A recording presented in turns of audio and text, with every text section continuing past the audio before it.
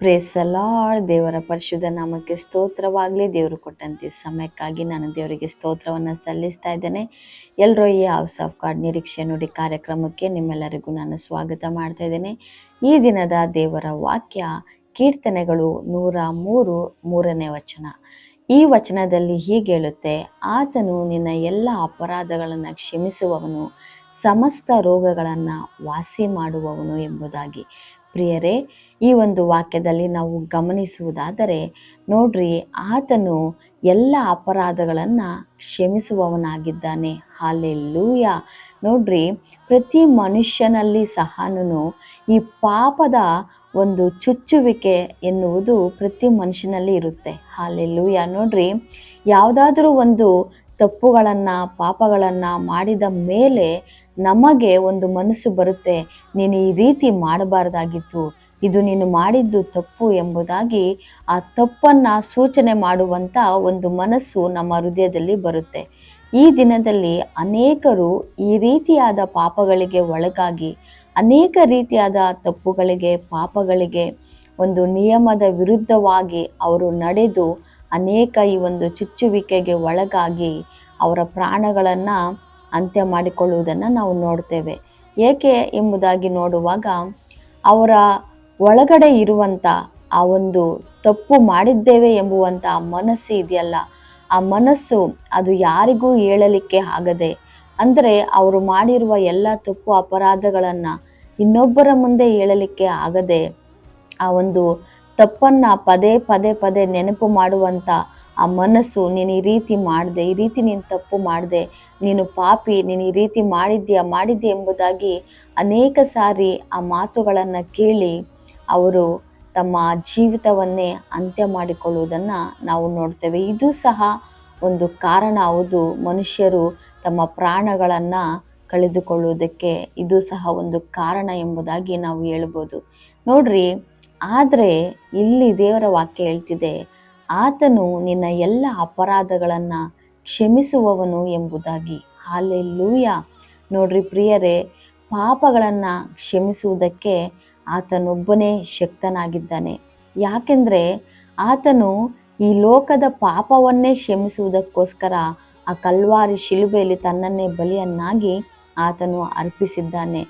ನಾವು ಆತನ ಬಳಿ ಬಂದು, ತಂದೆಯಾದ ದೇವರೇ, ಏಸಪ್ಪ, ಇಗೋ ನಾವು ಈ ರೀತಿ ತಪ್ಪು ಮಾಡಿದ್ದೇವೆ, ಪಾಪ ಮಾಡಿದ್ದೇವೆ, ನಿನಗೆ ವಿರುದ್ಧವಾಗಿ ನಾವು ನಡೆದಿದ್ದೇವೆ, ಈ ಒಂದು ಪಾಪ ನನ್ನನ್ನು ಏನು ಮಾಡ್ತಿದೆ, ಹಿಂಸೆ ಮಾಡ್ತಿದೆ, ಅದು ನನ್ನ ಮನಸ್ಸನ್ನು ಅದು ತುಂಬ ಬಾಧೆಗೆ ಒಳಪಡಿಸ್ತಾ ಇದೆ, ಇದರಿಂದ ನನ್ನನ್ನು ಬಿಡಿಸು ಎಂಬುದಾಗಿ ಪಶ್ಚಾತ್ತಾಪಪಟ್ಟು ಆತನ ಬಳಿ ಬರೋದಾದರೆ ಆತನು ಖಂಡಿತವಾಗಿಯೂ ಎಲ್ಲ ಅಪರಾಧಗಳನ್ನು ಆತನು ಕ್ಷಮಿಸುವವನಾಗಿದ್ದಾನೆ. ಪ್ರಿಯರೇ, ಹಲ್ಲೆಲೂಯಾ.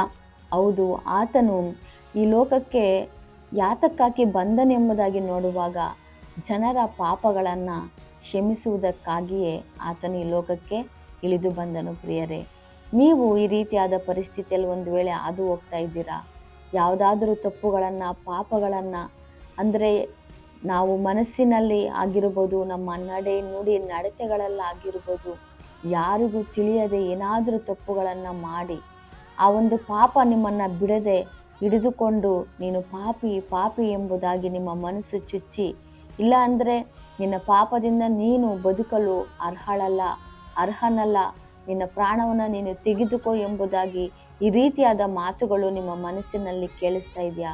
ಒಂದು ವೇಳೆ ಆ ರೀತಿ ಇರೋದಾದರೆ ನೀವು ಈಗಲೇ ನಿಮ್ಮೆಲ್ಲ ತಪ್ಪು ಅಪರಾಧಗಳನ್ನು ಆತನ ಬಳಿ ಒಪ್ಪಿಕೊಂಡು ಬಿಟ್ಟು ಬಿಡುವುದಾದರೆ ಆತನು ಖಂಡಿತವಾಗಿಯೂ ನಿಮ್ಮನ್ನು ಆತನು ಕ್ಷಮಿಸಿ ತನ್ನ ಪ್ರೀತಿಯಿಂದ ನಿಮ್ಮನ್ನು ಅಪ್ಪಿಕೊಳ್ತಾನೆ. ಪ್ರಿಯರೇ, ಇದು ಆತನಿಗಿರುವಂಥ ಗುಣವಾಗಿದೆ. ನೋಡ್ರಿ, ಇದೇ ಒಂದು ಅಧ್ಯಾಯದಲ್ಲಿ ನಾವು 12ನೇ ವಚನ ನಾವು ನೋಡೋದಾದರೆ, ಕೀರ್ತನೆ 103 12ನೇ ವಚನದಲ್ಲಿ ಹೀಗೆ ಹೇಳುತ್ತೆ, ಪೂರ್ವಕ್ಕೂ ಪಶ್ಚಿಮಕ್ಕೂ ಎಷ್ಟು ದೂರವೋ ನಮ್ಮ ದ್ರೋಹಗಳನ್ನು ನಮ್ಮಿಂದ ತೆಗೆದು ಅಷ್ಟು ದೂರ ಮಾಡಿದ್ದಾನೆ ಎಂಬುದಾಗಿ. ಹಲ್ಲೆಲೂಯಾ. ನೋಡಿ, ಎಂಥ ಒಳ್ಳೆ ದೇವರಲ್ವಾ ನಮ್ಮ ದೇವರು.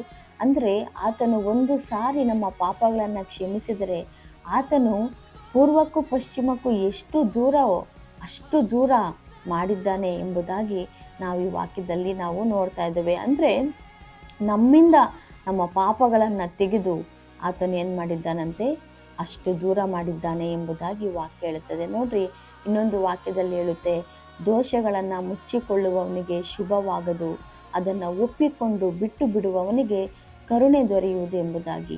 ಅಂದರೆ ನಾವು ಪಾಪಗಳನ್ನು ನಮ್ಮ ಮನಸ್ಸಿನಲ್ಲೇ ಇಟ್ಟುಕೊಂಡು ಇದ್ದರೆ ಅದರಿಂದ ನಾವು ತುಂಬಾ ಕಷ್ಟ ಅನುಭವಿಸ್ತೇವೆ, ವೇದನೆ ಅನುಭವಿಸ್ತೇವೆ. ಮತ್ತು ಮನಸ್ಸು ಸಹ ನಮ್ಮನ್ನು ಏನಾಗುತ್ತೆ ಅಂತಂದರೆ ಒಂದು ಡಿಪ್ರೆಷನ್ಗೆ ಒಳಗಾಗೋದನ್ನು ನಾವು ನೋಡ್ತೇವೆ ಪ್ರಿಯರೇ. ಆದರೆ ನಿಜವಾಗಿಯೂ ಹೇಳ್ತೀನಿ, ನೀವು ಯಾವ ಮನುಷ್ಯರ ಬಳಿ ಸಹ ನಿಮ್ಮ ಪಾಪಗಳನ್ನು ಹೇಳಿಕೊಳ್ಳುವ ಅವಶ್ಯಕತೆ ಇಲ್ಲ. ಆದರೆ ನಿನ್ನ ಅಂತರಂಗವನ್ನು ನೋಡುವಂಥ ಆ ನಜರೇತಿನ ಯೇಸು ಸ್ವಾಮಿಯ ಬಳಿ ಬಂದು ನಿನ್ನೆಲ್ಲ ತಪ್ಪು ಅಪರಾಧಗಳನ್ನು ನೀನು ಒಪ್ಪಿಕೊಂಡು, ಹೌದು ನಾನು ಈ ರೀತಿ ಮಾಡಬಾರ್ದಾಗಿತ್ತು, ಆದರೆ ನಾನು ಗೊತ್ತಿಲ್ಲದೆ ನಾನು ಮಾಡಿದ್ದೇನೆ, ನನ್ನನ್ನು ಕ್ಷಮಿಸಪ್ಪ ಎಂಬುದಾಗಿ ನೀವು ಕೇಳುವಾಗ ಆತನು ಖಂಡಿತವಾಗಿಯೂ ನಿಮ್ಮ ಎಲ್ಲ ತಪ್ಪು ಅಪರಾಧಗಳನ್ನು ಆತನು ಕ್ಷಮಿಸಿ ನಿಮ್ಮನ್ನು ನೂತನ ಮನುಷ್ಯನನ್ನಾಗಿ, ನೂತನ ಒಂದು ಮನಸ್ಸನ್ನು ಕೊಟ್ಟು ಆತನು ನಿಮ್ಮನ್ನು ನಡೆಸುವಾತನಾಗಿದ್ದಾನೆ ಪ್ರಿಯರೇ. ಇನ್ನೂ ನೀವು ತಡ ಮಾಡುವ ಅವಶ್ಯಕತೆ ಇಲ್ಲ. ಯಾವ ವಿಚಾರ ಆದರೂ ಪರವಾಗಿಲ್ಲ ಪ್ರಿಯರೇ, ಅದು ಚಿಕ್ಕದಾಗಿರ್ಬೋದು, ದೊಡ್ಡದಾಗಿರ್ಬೋದು. ನನ್ನಂಥ ಘೋರ ಪಾಪಿ ಲೋಕದಲ್ಲಿ ಬೇರೆ ಯಾರು ಇಲ್ಲ ಎಂಬುದಾಗಿ ಸಹ ನೀವು ಅಂದ್ಕೋಬೋದು. ಅದು ಎಂಥ ಪಾಪಗಳೇ ಆಗಿರಲಿ, ನಜರೇತಿನ ಯೇಸು ಸ್ವಾಮಿ ಬಳಿ ಬಂದು ನೀವು ಆ ಒಂದು ವಿಚಾರವಾಗಿ ನೀವು ಪಶ್ಚಾತ್ತಾಪ ಪಡ್ತಾ ಇದ್ದೀರಾ, ಆ ಒಂದು ಮನಸ್ಸು ನಿಮಗೆ ಬಂದಿದೆಯಾ ಆಲ್ರೆಡಿ, ಹೌದು ನಾನು ಈ ರೀತಿ ಮಾಡಬಾರ್ದಾಗಿತ್ತು, ನಾನು ಮಾಡಿಬಿಟ್ಟೆ ಎಂಬುವಂಥ ಮನಸ್ಸು ನಿಮಗೆ ಆಲ್ರೆಡಿ ಬಂದಿರೋದಾದರೆ ನೀವು ಯೇಸುವಿನ ಬಳಿ ಬಂದು ಹೇಳ್ರಿ, ದೇವರೇ ನಾನು ತಪ್ಪು ಮಾಡಿದೆ, ನನ್ನ ಕ್ಷಮಿಸಿಬಿಡು, ನಿನ್ನ ಪರಿಶುದ್ಧವಾದ ರಕ್ತದಿಂದ ತೊಳೆದು ನನ್ನನ್ನು ಶುದ್ಧ ಮಾಡಿ ಎಂಬುದಾಗಿ ನೀವು ಪ್ರಾರ್ಥನೆ ಮಾಡಿರಿ. ಯಾಕಂದರೆ ನೋಡ್ರಿ, ರಕ್ತಧಾರೆ ಇಲ್ಲದೆ ಪಾಪ ಪರಿಹಾರ ಇಲ್ಲ ಎಂಬುದಾಗಿ ದೇವರ ವಾಕ್ಯ ಹೇಳುತ್ತದೆ ಪ್ರಿಯರೇ. ಅಂದರೆ ಪ್ರತಿ ಮನುಷ್ಯನ ಪಾಪಕ್ಕೋಸ್ಕರ ರಕ್ತ ಬೇಕಾಗಿದೆ. ಆ ರಕ್ತ ಮಾತ್ರವೇ ಪ್ರತಿಯೊಬ್ಬ ಮನುಷ್ಯನ ಪಾಪಗಳನ್ನು ತೊಳೆಯುವುದಕ್ಕೆ ಆ ಒಂದು ರಕ್ತ ಬೇಕಿದೆ. ಆ ರಕ್ತವನ್ನು ನಜರೇತಿನ ಯೇಸು ಸ್ವಾಮಿ ಆ ಕಲ್ವಾರಿ ಶಿಲುಬೆಯಲ್ಲಿ ನನಗೋಸ್ಕರ ನಿಮಗೋಸ್ಕರ ಸುರಿಸಿದ್ದಾನೆ. ನೀವು ಆತನ ಬಳಿ ಬರೋದಾದರೆ ಖಂಡಿತವಾಗಿಯೂ ಆತನ ಏನು ಮಾಡ್ತಾನೆ ಎಂಬುದಾಗಿ ನೋಡುವಾಗ ನಿಮ್ಮ ಸಕಲ ಪಾಪಗಳನ್ನು ಆತನ ಅಳಿಸಿ ನಿಮ್ಮನ್ನು ನೂತನ ಮನುಷ್ಯನನ್ನಾಗಿ ಮಾಡುವಾತನಾಗಿದ್ದಾನೆ ಪ್ರಿಯರೇ. ಈ ಒಂದು ಪರಿಸ್ಥಿತಿಯಲ್ಲಿ ಯಾರಾದರೂ ನೀವು ಈ ದಿನದಲ್ಲಿ ಅದು ಹೋಗ್ತಾ ಇದ್ದರೆ ದಯವಿಟ್ಟು ನೀವೆಲ್ಲರೂ ಪ್ರಾರ್ಥನೆಯಲ್ಲಿ ಏಕೀಭವಿಸಿರಿ. ನಾವು ಪ್ರಾರ್ಥನೆ ಮಾಡಿಕೊಳ್ಳೋಣ. ಆತನು ಅಪರಾಧಗಳನ್ನು ಕ್ಷಮಿಸುವವನಾಗಿದ್ದಾನೆ. ಪೂರ್ವಕ್ಕೂ ಪಶ್ಚಿಮಕ್ಕೂ ಎಷ್ಟು ದೂರವೋ ನಮ್ಮಿಂದ ನಮ್ಮ ಅಪರಾಧಗಳನ್ನು ತೆಗೆದು ಅಷ್ಟು ದೂರ ಮಾಡುವಾತನಾಗಿದ್ದಾನೆ ಪ್ರಿಯರೇ. ನೀವು ನಂಬಿಕೆ ಇಟ್ಟು ಪ್ರಾರ್ಥನೆಯಲ್ಲಿ ನೀವು ಏಕೀಭವಿಸಬೇಕಾಗಿ ನಾನು ನಿಮ್ಮನ್ನು ಕೇಳ್ಕೊಳ್ತೇನೆ. ಪರಿಶುದ್ಧನಾದ ದೇವರೇ, ಅಪಾಯ ಸಮಯವನ್ನು ಕೊಟ್ಟಿದ್ದಕ್ಕಾಗಿ ನಿಮಗೆ ಸ್ತೋತ್ರವಾಗಲಿ ದೇವರೇ. ರಾಜಾದಿರಾಜನು, ದೇವಾದಿ ದೇವನು, ಕೃಪೆಗಳುಳ್ಳ ದೇವರು, ಮಹಿಮೆಯುಳ್ಳ ದೇವರು, ಅದ್ಭುತನಾದ ದೇವರು ನೀನು ಸ್ವಾಮಿ.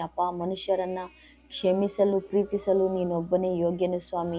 ದೇವರು ಈ ಲೋಕದ ಮೇಲೆ ಎಷ್ಟೋ ಪ್ರೀತಿಯನ್ನಿಟ್ಟು ತನ್ನ ಒಬ್ಬನೇ ಮಗನನ್ನು ಕೊಟ್ಟನು. ಆತನನ್ನು ನಂಬುವ ಒಬ್ಬನಾದರೂ ನಾಶವಾಗದೆ ಎಲ್ಲರೂ ನಿತ್ಯ ಜೀವವನ್ನು ಪಡೆಯಬೇಕೆಂಬುದಾಗಿ ಆತನನ್ನು ಕೊಟ್ಟನು ಎಂಬುದಾಗಿ ನಿನ್ನ ವಾಕ್ಯ ಹೇಳುವ ಹಾಗೆ ಹೌದು ಸ್ವಾಮಿ ದೇವರೇ. ಯಾರೆಲ್ಲ ಈ ಪ್ರಾರ್ಥನೆಯಲ್ಲಿ ಏಕೀಭವಿಸಿ ಅವರ ಪಾಪಗಳಲ್ಲಿ, ತಪ್ಪುಗಳಲ್ಲಿ, ಅವರ ನುಡಿ ನಡತೆಗಳಲ್ಲಿ ಕೆಟ್ಟು ಸ್ವಾಮಿ ನಿನಗೆ ವಿರೋಧವಾಗಿ ದೇವರಪ್ಪ, ಅವರ ವ್ಯಕ್ತಿತ್ವಕ್ಕೆ ವಿರೋಧವಾಗಿ ಮಾಡಿರುವ ತಪ್ಪುಗಳಿಂದ ಬಾಧೆ ಅನುಭವಿಸ್ತಾ ಇದ್ದಾರೋ ಈ ರೀತಿ ನಾನು ಮಾಡಬಾರ್ದಾಗಿತ್ತು, ನಾನು ಮಾಡಿಬಿಟ್ಟೆ, ಇದಕ್ಕೆ ಪರಿಹಾರ ಇಲ್ಲವಾ ಎಂಬುದಾಗಿ ಯಾರೆಲ್ಲ ಪರಿತಪಿಸಿ ಈ ಸಮಯದಲ್ಲಿ ಪ್ರಾರ್ಥನೆ ಮಾಡ್ತಾ ಇದ್ದಾರೋ ಅವರೆಲ್ಲರನ್ನ ಎಸೆಯ ನಿನ್ನ ಪರಿಶುದ್ಧ ರಕ್ತದಿಂದ ತೊಳೆದು ಶುದ್ಧ ಮಾಡಿ ನೂತನ ಮನಸ್ಸನ್ನು ದೇವರೇ ನೀವು ಅನುಗ್ರಹಿಸಬೇಕಾಗಿ ನಾನು ಪ್ರಾರ್ಥನೆ ಮಾಡ್ತಾ ಇದ್ದೇನೆ ದೇವರೇ. ನೀವು ಹಾಗೆ ಮಾಡಿರುವುದಕ್ಕಾಗಿ ಸ್ತೋತ್ರವಾಗಲಿ. ನಜರೇತಿನ ಎಸೆಯ ನಿನ್ನ ಅಧಿಕಾರವುಳ್ಳ ನಾಮದಲ್ಲಿ ಪ್ರಾರ್ಥಿಸಿ ಬೇಡಿ ಹೊಂದಿದ್ದೇವೆ ತಂದೆ, ಆಮೇನ್. ಪ್ರೇಸ್ ದ ಲಾರ್ಡ್ ಪ್ರಿಯರೇ. ಈ ವಾಕ್ಯ ಸಂದೇಶವು ಇತರರಿಗೂ ತಲುಪುವ ಹಾಗೆ ಈ ವಾಕ್ಯ ಸಂದೇಶವನ್ನು ನೀವೆಲ್ಲರಿಗೂ ಶೇರ್ ಮಾಡಬೇಕೆಂಬುದಾಗಿ ನಾನು ನಿಮ್ಮಲ್ಲಿ ಕೇಳ್ಕೊಳ್ತೇನೆ. ಮುಂದೆ ಕಾಣಿಸ್ತಾ ಇರುವಂಥ ನಂಬರ್ಗೆ ನೀವು ಕರೆ ಮಾಡುವುದಾದರೆ ನಮ್ಮ ಪ್ರಾರ್ಥನಾ ವೀರರು ನಿಮಗೋಸ್ಕರ ಪ್ರಾರ್ಥನೆ ಮಾಡಲು ಸಹ ಅವರು ಸಿದ್ಧರಿರುತ್ತಾರೆ. ದೇವರು ನಮ್ಮೆಲ್ಲರನ್ನು ಆಶೀರ್ವಾದ ಮಾಡಲಿ. Thank you and praise the lord.